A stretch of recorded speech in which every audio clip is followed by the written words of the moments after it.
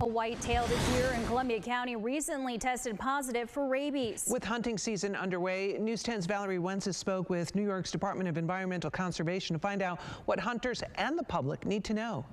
We often hear about rabid raccoons, but deer? It's most common in skunks and fox and raccoons and bats.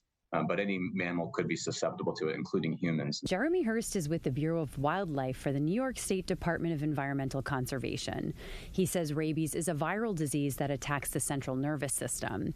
Once symptoms start showing, it's usually fatal. He says there's a few things hunters can do to protect themselves. Wearing gloves is the best course of action. If they're harvesting a deer and then processing it themselves, to wear gloves and protect themselves that way, wash their hands when they're done. He says if you're observing a deer acting strangely, it may be sick and you should avoid that animal. Maybe choose not to harvest that individual animal if you have a chance to observe that odd behavior.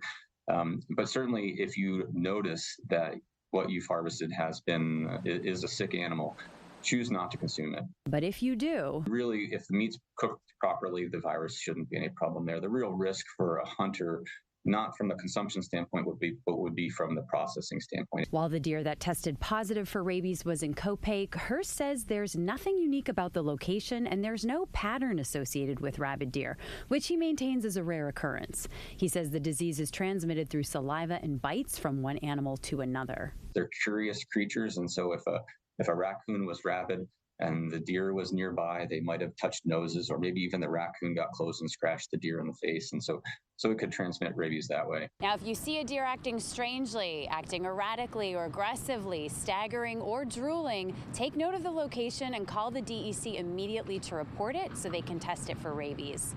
Reporting in Albany, Valerie Wencis, News 10 ABC.